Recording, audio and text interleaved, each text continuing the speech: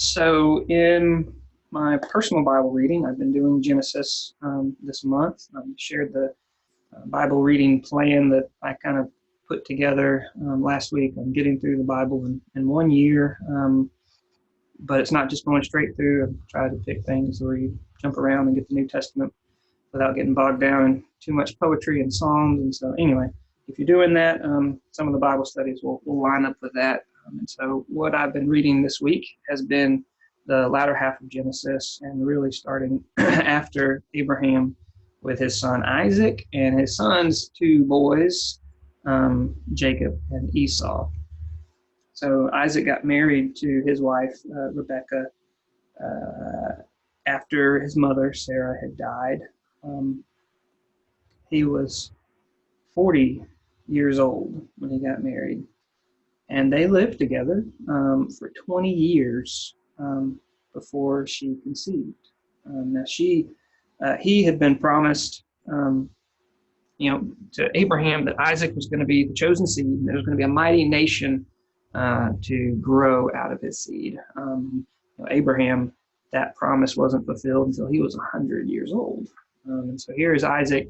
He's married Rebekah, but she has now been barren for 20 years. And so he's entreating the Lord, and she finally conceived. And as she's carrying them, in Genesis 25 and 22, it says, the children struggled within her. And she said, if this be so, why am I thus? She wanted to know what was going on. This is obviously more than just normal baby flutter kicks. There was something going on. And she went to inquire of the Lord. And the Lord said unto her, so the Lord actually spoke to Rebekah. He said unto her, two nations are in thy womb. Two manner of people shall be separated from thy bowels. One people shall be stronger than the other people, and the elder shall serve the younger. Later, when the boys have grown up, now Abraham's still alive at this point. He's going to be alive until the boys are about 15 years old. So the grandfather passes away. They're growing up. And so you've got the two sons. We'll talk about them for a minute. When her days were fulfilled, on the day of their birth, they were twins. And the first came out red, all over like a hairy garment, and they called his name Esau. Esau means rough, shaggy, so the texture of holding the kid was rough, and so they named him Esau. And after that, his brother came out, and he took hold of Esau's heel. Right? So imagine how close in time they were to coming out that he's grabbing his brother's heel just after birth. And they called his name Jacob. Jacob means literally heel grabber or supplanter, one who's trying to trip up the person in front of them so they can get ahead. Okay, and Isaac was 80 years old when she bare them, so he was 60. We don't know how old Rebekah was. Okay, the boys grew up. Around 15, Abraham dies. Esau was a cunning hunter, man of the field. Jacob was a plain man, dwelling in tents. Tried to get a good definition for plain, looked it up in Strong's.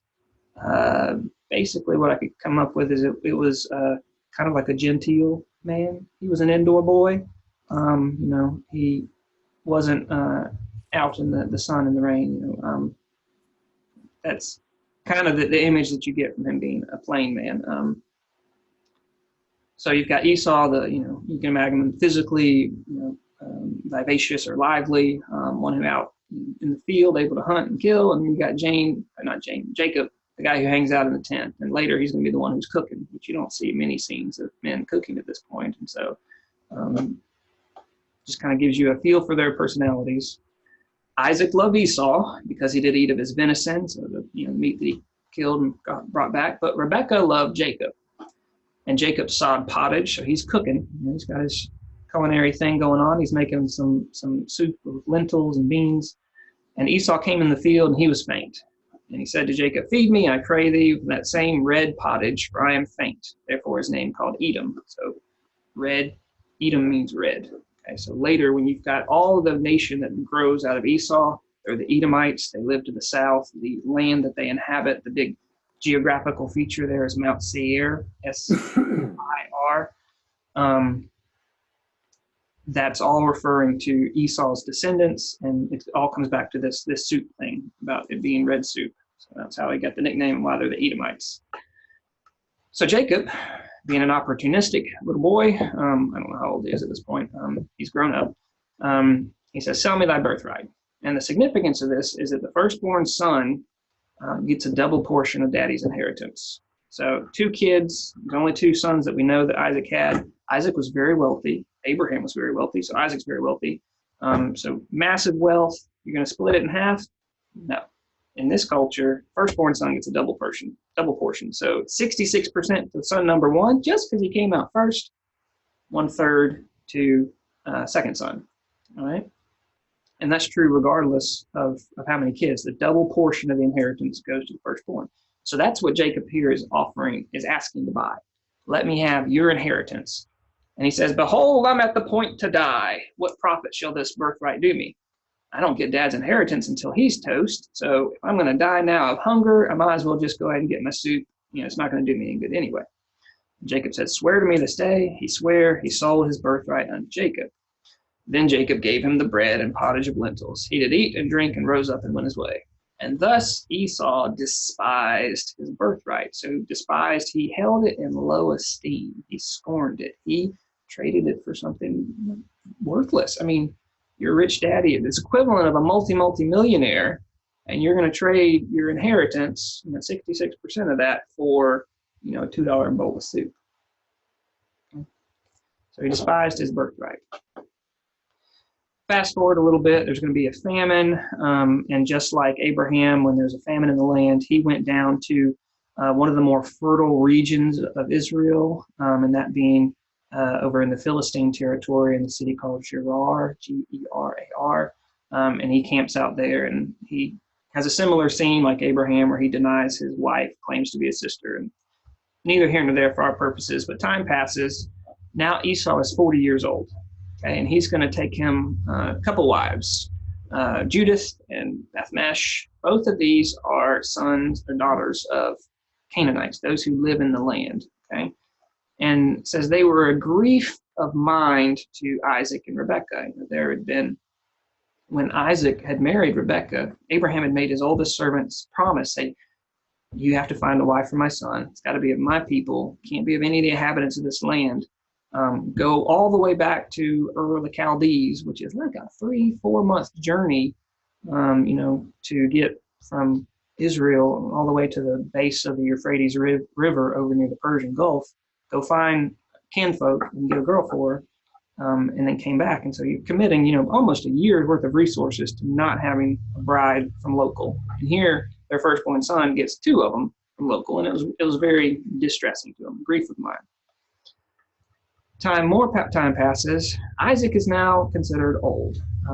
So at this point, when Esau is 40, if Isaac was 60 when he was born, 40, he's 100 here, all right, when his firstborn's getting married.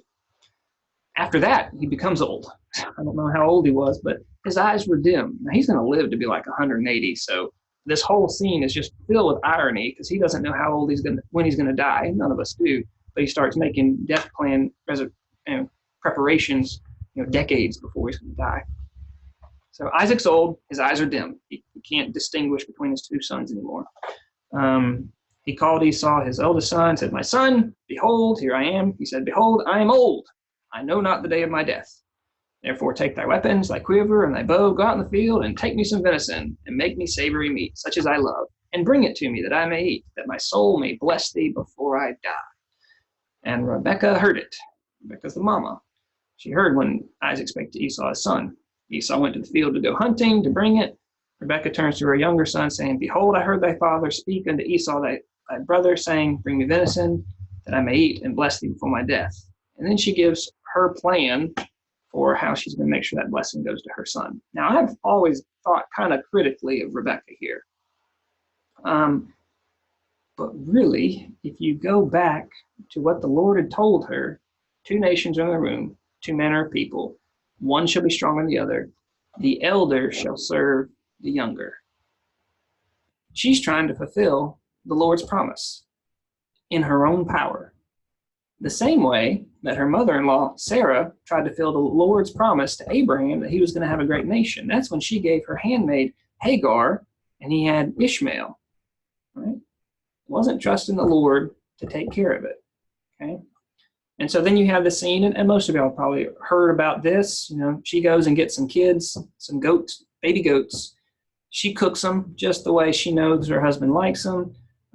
They disguise Jacob. They cover his hands and the back of his neck with the skins, the fur of the goat's wool, I guess, whatever you call it, so that when the daddy feels him, he's blind now, he will feel the hairiness of Esau. He was a hairy dude. And then she gets clothing from Esau, and it smells like him, smells like an outdoor boy or man at this point. And he smells him, and you go through this whole series of Isaac knows that it's Jacob's voice. He recognizes it, but what he is smelling like and what he's feeling like is Esau. And so he tricks them. And he does eat of the venison or the meat that Rebekah cooks. And then he gives them this blessing. So this is chapter 27, verse 27. He said, "See, the smell of my son is the smell of the field which the Lord hath blessed. Therefore, God give thee the dew of heaven and the fatness of the earth and plenty of corn and wine." So he is asking the Lord give him all the best blessings, the rain and the blessings of the earth, with the fatness of the earth, the wine, corn, all the things, abundance. "And let people serve thee, and nations bow down to thee. Be Lord over thy brethren, and let thy mother's sons bow down to thee." And that's what will happen down the road when Israel is a great nation and Edom is a great nation. Israel is going to whoop up on Edom. This is hundreds of years down the road. And they are going to be in servitude towards Israel for many years. Eventually they'll overthrow that, but that comes in the next blessing. So he's made him Lord over thy brethren. Let thy mother's sons bow down to thee. Cursed be everyone that curseth thee, and blessed be he that blesseth thee. And it came to pass, as soon as Isaac had made the end of his blessing, Jacob had scarce gone out from the presence of Isaac his father, that Esau his brother came in from hunting. And then you have this scene where Isaac realizes that he's been tricked, and he's very distressed. He's trembling very exceedingly. "Who are you? Who is this who just came here before?" And Esau is so angry, and he says, "It's me, bless me." He says, "Your brother came and deceived me with subtlety. He's taken away thy blessing." And he's popping off, isn't he rightly named Jacob, or supplanter, because he's supplanted me these 2 times. He's taken away my birthright. Now, that one he sold. And behold, now he's taken away my blessing. And he said, "Hast thou not reserved a blessing for me?" And so you get down, and eventually he does give him a blessing. And this is what it is. "Behold, thy dwelling shall be the fatness of the earth, and of the dew of heaven above. And by thy sword shalt thou live, and shalt serve thy brother. And it shall come to pass, when thou have the dominion, thou shalt break his yoke from off his neck." And so he is going to be a war-faring country. What they're going to gain is from the sword. They're going to serve Israel at one point, but eventually they will throw that off. And so what's the fallout from this? Esau hates his brother, kind of understandably from a human perspective, but so much so that he says, when dad dies, I'm going to kill him. I will slay him. And that word slay is the exact same word that when Cain rose up to kill Abel, to smite him, is that one. To slay with deadly intent, to smite with deadly intent, same word. So this is not any beating around the bush. And he said that in his heart, but eventually he said something out loud, because the words make it way back to his mama. She calls her young said and says, "Esau is comforting himself in all this by purposing to kill you. Now, I don't want to lose both my husband and my son in the same day, because as soon as my husband's dead, he's going to kill you. So here's what you need to do. You need to run, go to my brother in Haran." Again, that's all the way back where Abraham's servant had to go to, 3-4 month journey up, over to the Euphrates River and down all the way almost to the Persian Gulf. Tarry with him a few days, 3 or 4 months to get there, 3 or 4 months to get back, plus however long you're there, a few days until thy brother's fury turn away. He's going to be gone for 20 years, plus travel time. Okay? "Until thy brother's anger turn away from thee, and he forget that which thou hast done to him. Then I will send and fetch thee thence. Why should I be deprived of both of thee in one day?" Then she has to come up with a cover story. And so she turns to her blind husband and says, "I'm weary of my life." You just see her throwing her hand on her head. "Because of these daughters of Heth," her daughters-in-law, Esau's wives. It says, "If Jacob takes a wife of the daughters of Heth, such as these daughters of the land, what good shall my life do me? Just kill me now if I have one more daughter-in-law from here." And so Isaac, being a dutiful husband, took a hint. He called his son, he blessed him again, and charged him, saying, "You won't take a wife from here. You'll go back to Padan Aram." Padan means plateau. Aram means the guy it's named for. The flat area there over in Ur of the Chaldees, to the house of Bethuel, thy mother's father, okay, and take thee a wife from thence of the daughters of Laban, thy mother's brother. All right, so Bethuel, your grandfather, Laban, your uncle. Go find a daughter.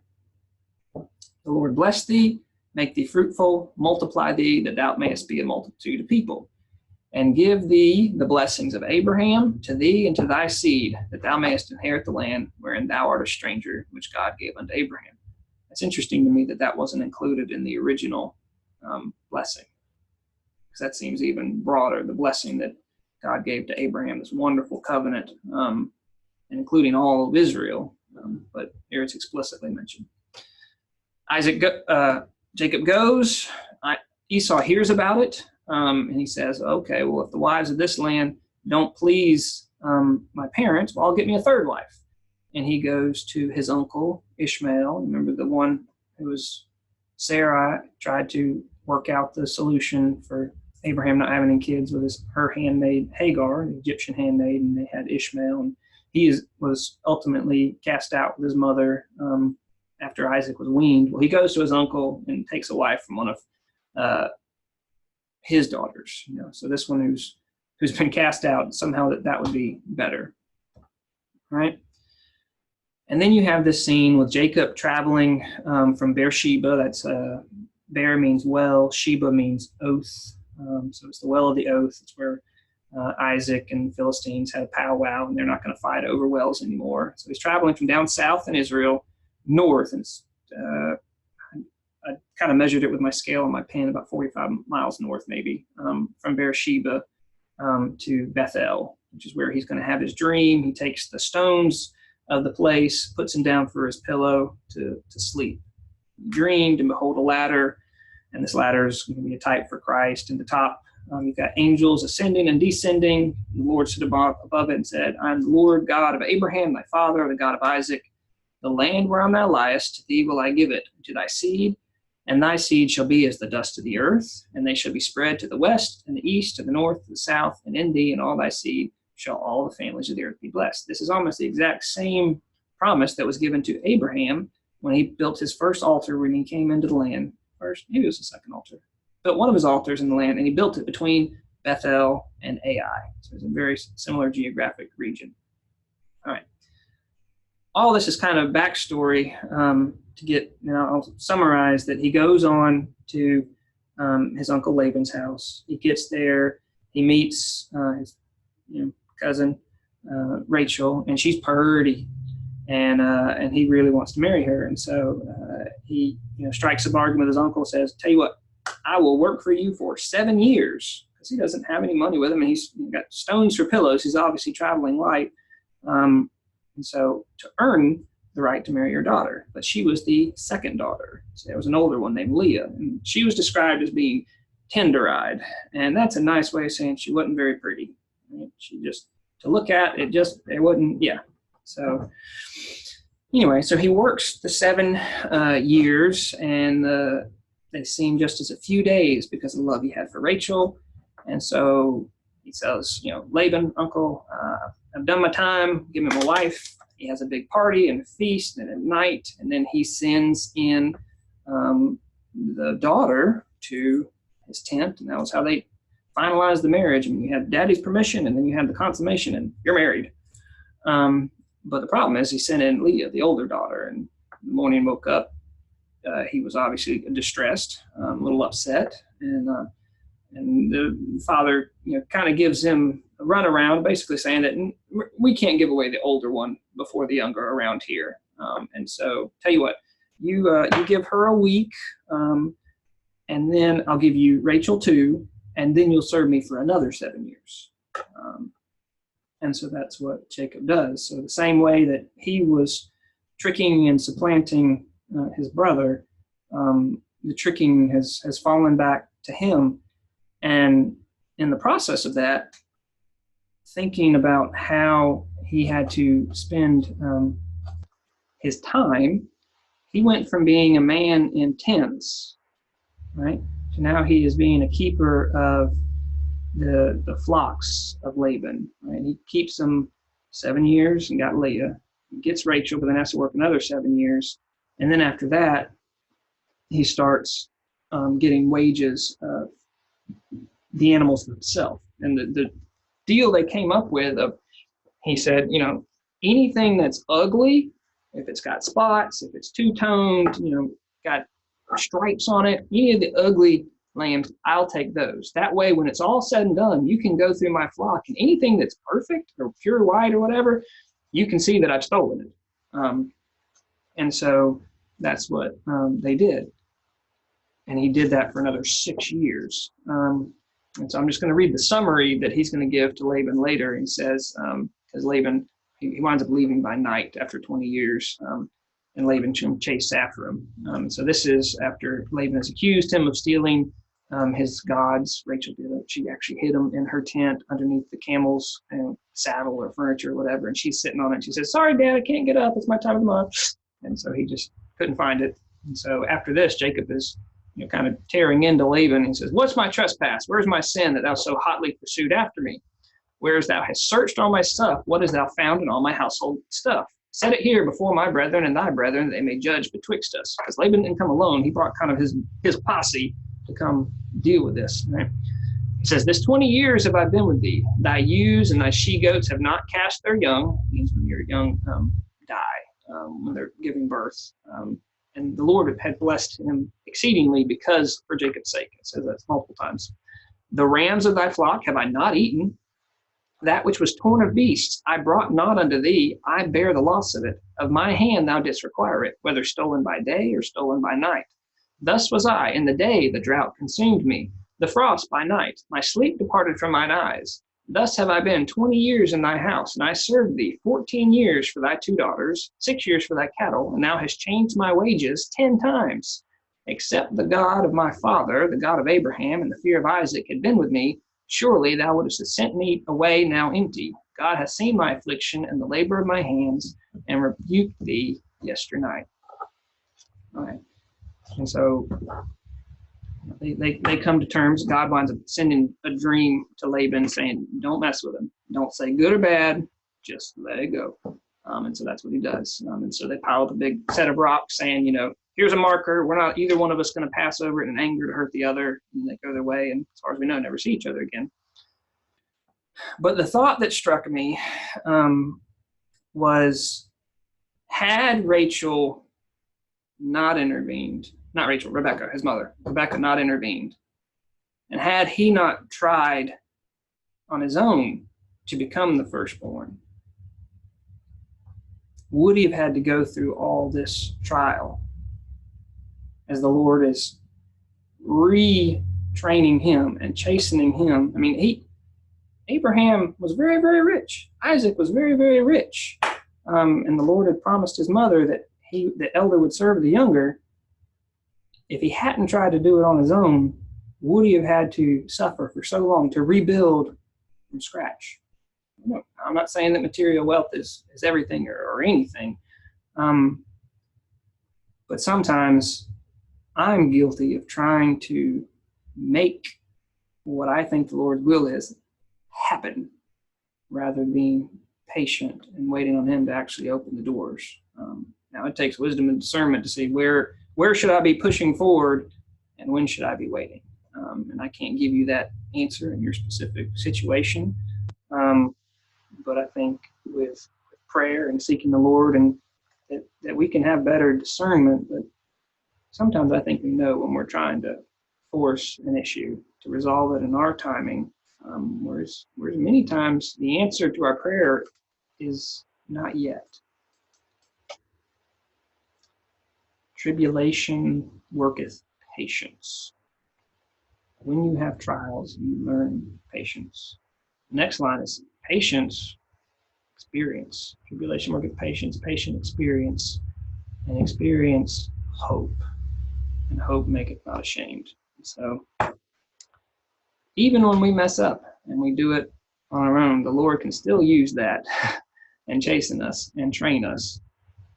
through it, which is what I think he was doing here with Jacob.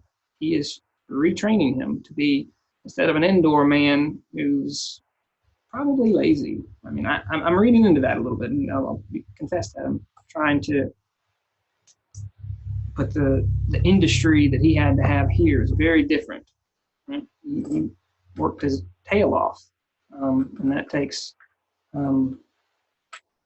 there's a change in somebody from going to one who's catered in the tents to having to bear the loss night and day, deal with it day in and day out. When things don't go wrong, you're not blaming somebody else, you're owning it and taking responsibility. And the Lord, and throughout that, he's not complaining. The Lord has been with him. He's seen his affliction and labor, and still carried him through. So those are a few scattered thoughts on old Jacob, whose name will later be changed to Israel, which means the prince, basically something like that.